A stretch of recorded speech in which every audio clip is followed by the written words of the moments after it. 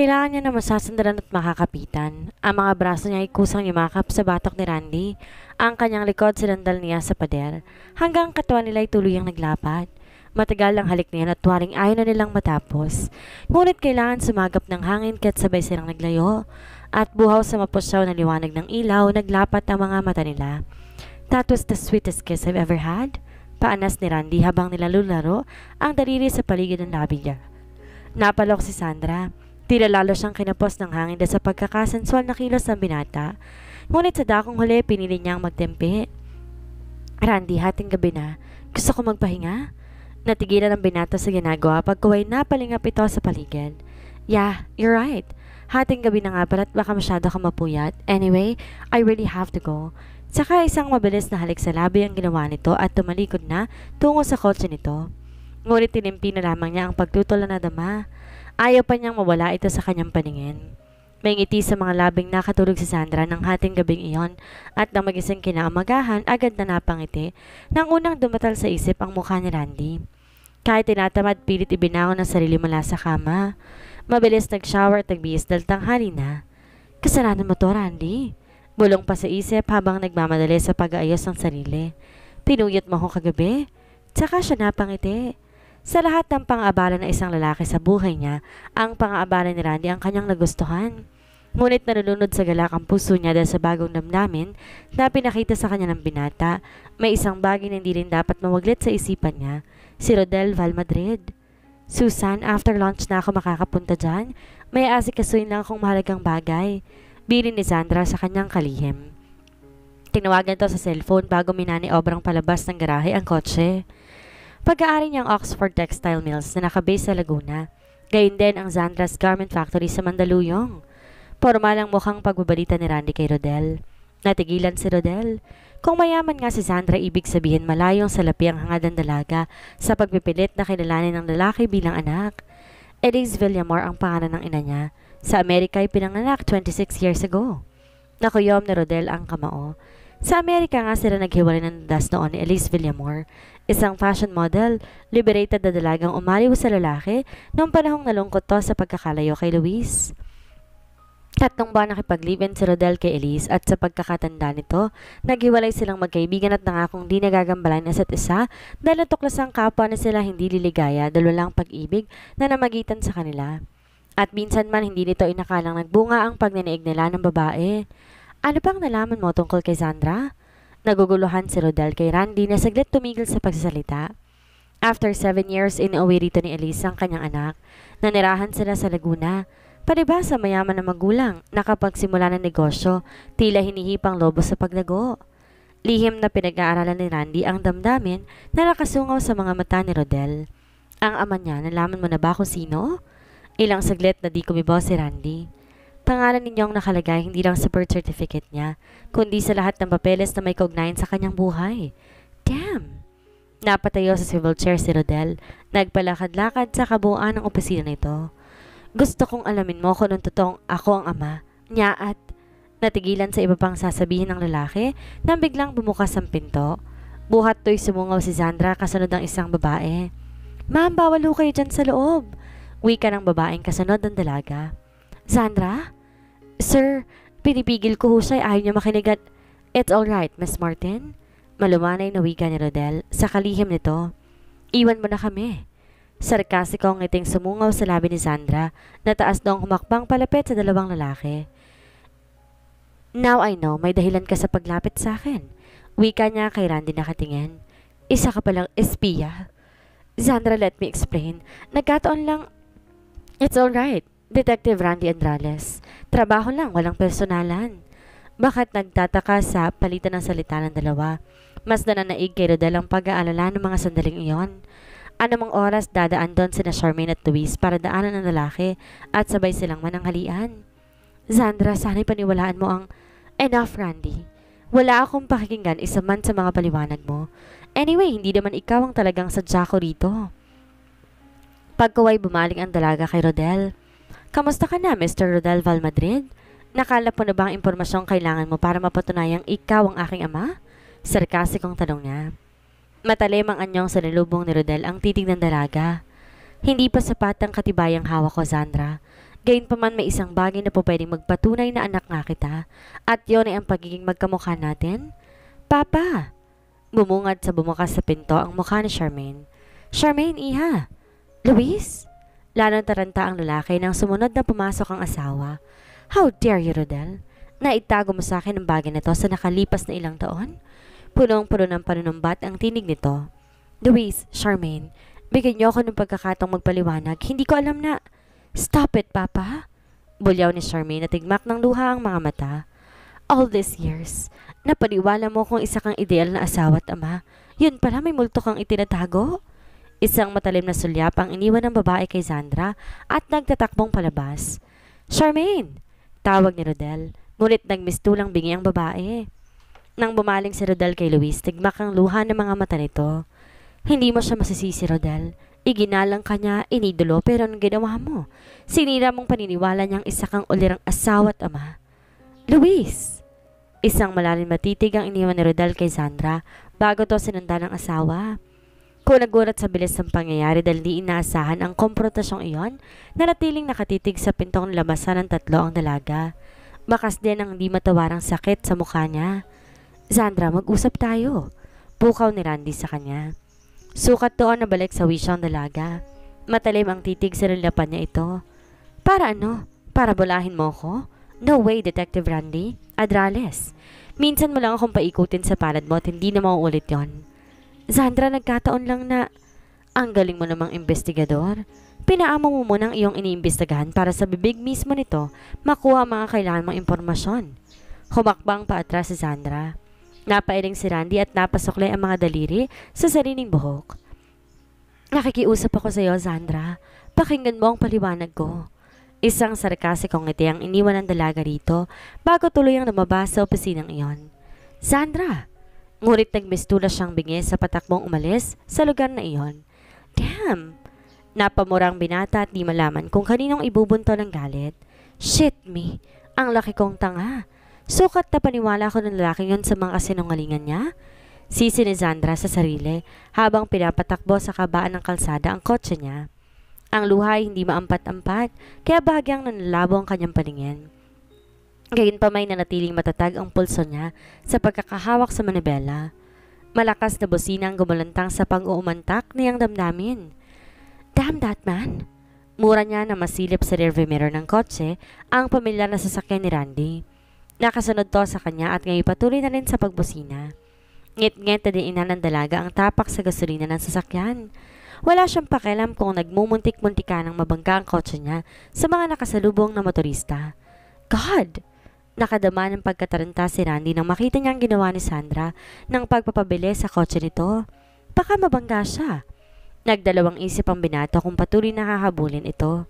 Baka lalo siyang magpabilis sa pagpapatakbo. Binigaran niya ang sasakyan bagamat tiniyak ng binata na natatanaw pa rin ang kotse ni Sandra. Luis!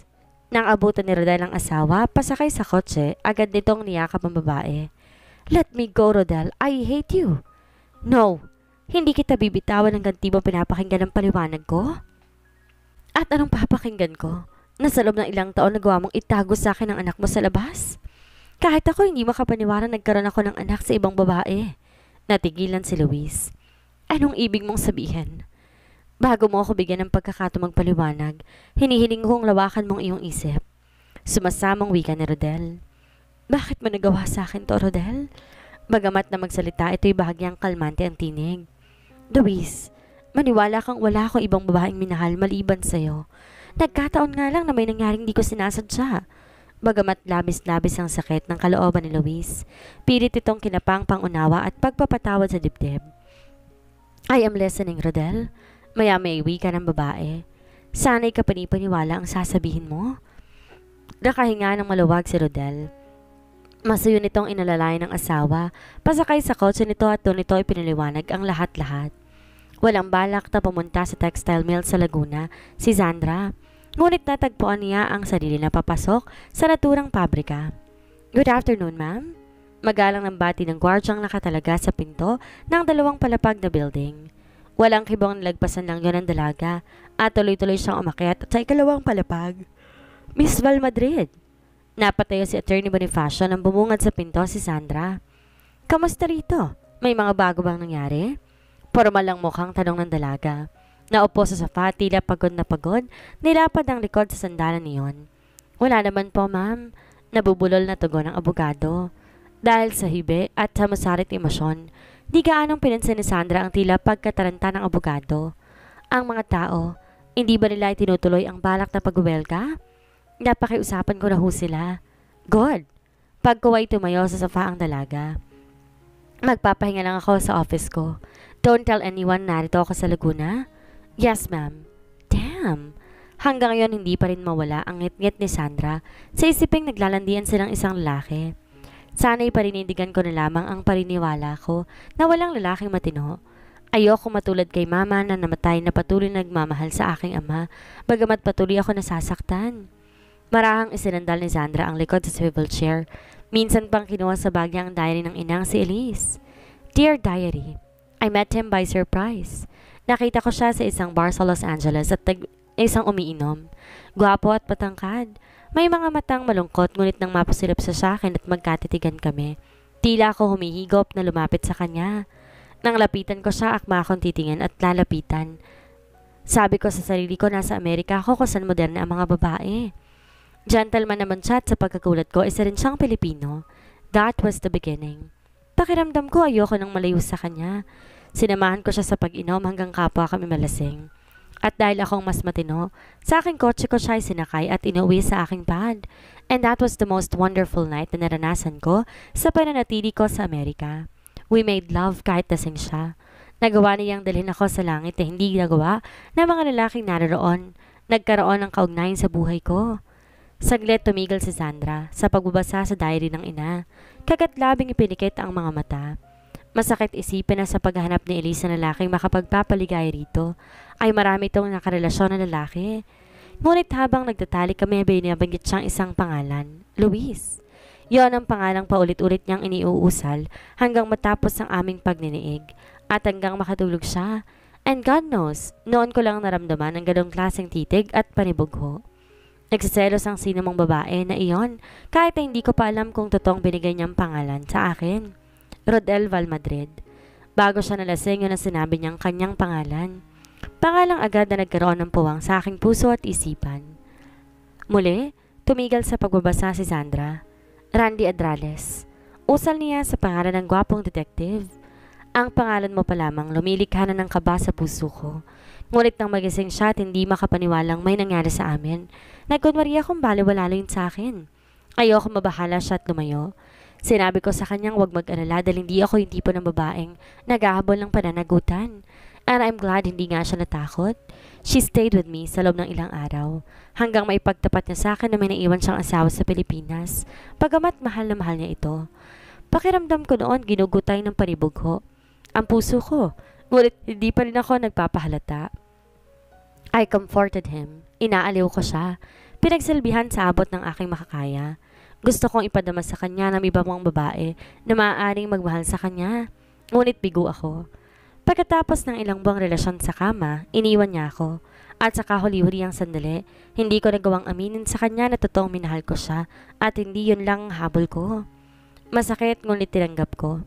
After a month, natuklasan kong buntis ito at siguradong sinulang ama niyon dahil wala akong nakarelasyon sa kama mula na makilala ko siya.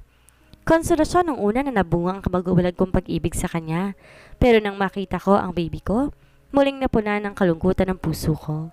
Minahal ko si Sandra nang higit pa sa aking buhay at ibinigay sa kanyang pangalan ng kanyang ama kahit na wala itong pahintulot. Tigmak sa luha sinara ni Sandra ang diary ni Elise. Ma, minahal din kita higit pa sa buhay ko. Katunayan, pinatawad kita sa pagbibigay mo sa akin ng buhay na hungkag sa pagmamahal ng isang ama. Pagkaway niyakap ng dalagang sarili. Randy, bakit ka dumating sa buhay ko? Ang tunog ng telepono ang gumulantang sa pagdidilidili ni Sandra. Hello? Pinilit niyang patatagin ang tinig. Sandra, it's me, Randy. Napatutop sa dibdib ang dalaga pagkarinig sa isang pamilyar na tinig. Ano ang kailangan mo? Let me explain. Narito ako sa pagbagsak na binaba ng dalaga ang telepono. Di niya gustong marinig ang tinig ni Randy. Gabi na nang ipasya ni Sandra ang bumalik sa Maynila. Palibhasa mangilan-ngilan na sasakyang kasabay niya sa pagbabiyahe, agad niyang napansin ang isang kotse na nakasunod sa kotse niya. Shit! Kahit yata saan ako magpunta, susundan ako ng lalaking to. Inis niyang bulong na makilala ang sasakyan ni Randy. Ngit-ngit na pinasibad ni Sandra ang sasakyan sa kabaan ng Coastal Road. Damn that woman! Ngit-ngit na bulong sa sarili ni Randy na makita ang ginawa ni Sandra. Minsan pa siyang nag-alala para sa kaligtasan ng dalaga, kaya muli hindi niya na to dinikitan. Gayunpaman nanatili siyang nakataraw sa kotse nito hanggang sumapit sila ng Maynila. Nang matanaw ng binata, napapasok na sa garahe ng townhouse na tinutuloyan si Sandra. Tinabi niya ang sasakyan sa gilid ng kalsada. Tinanaw na lamang ito. Jade, anong ginagawa mo rito? Manghang tanong ni Sandra na makilala ang lalaking pababa sa kotseng inabutan niya na nakaparada sa tapat ng townhouse. Hinihintay ka. Ang sabi ng sekretarya mo hindi ka raw pumasok. Nag-aalala nga ako at mag-aalas 10 na wala ka pa, kaya pinasya kong hintayin ka. Nakangiting wika ng lalaki na tila nakahinga na maluwag sa pagdating niya. Dahil mainit ang ulo, aangilan sana ni Sandra ang lalaki. Ngunit nang masulyap siya sa posteng hindi kalayuan sa kanila, isang pamilyar na kotse ang natanawa ng dalaga. Well, salamat naman sa pag-aalala mo. Otomatikong umiti si Sandra. Umaliwalas naman ang mukha ni Jade sa ngiting iyon. Halika sa loob, sabayan mo ako magkape? Wika ng dalaga sabay kapit sa braso ng lalaki. Ha? Nabigla si Jade. Hindi agad ito nakahakbang. Hey, don't tell me na tatayo na lamang tayo dito sa labas. Untag ng dalaga dito. Come on, let's get inside. Tila robot na sumunod si Jade sa paghakbang niya. Damn, narito na naman ang asungot. Ngit-ngit na bulong ni Randy nang tuluyang makapasok sa loob ng townhouse sina Sandra at Jade. Nakilala ang binata ng lalaking kausap ni Sandra. Yun din ang lalaking kasabay ng dalaga noon sa parking lot. Kung ano mang relasyon mo kay Sandra, ay see to it na malalaman ko rin. Ines na isinandal ng binata ang likod sa upuan ng kotse. Ipinasya niyang maghintay ko ng oras sa alis doon ang bisita ni Sandra. Good night. Paalam ni Jade kay Sandra. Abot hanggang tenga ang ngiti nito na tila ba siyang-siya sa naging pakikipag-usap sa dalaga. Good night. Masiglang wika ni Sandra. Isang lihim na sulyap ang ginawa ng dalaga sa gawin ng poste kung saan natanaw niya kanina ang kotse ni Randy. Tomorrow night, we have a dinner at Annabelle's. Tila humihingi ng kasiguruhang tanong ng lalaki. Sure. Isang matamis na ngiti ang sumungaw sa mga labi niya. Yes. Napasuntok pa ng bahagya sa hangin si Jade bago sumakay ng kotse nito.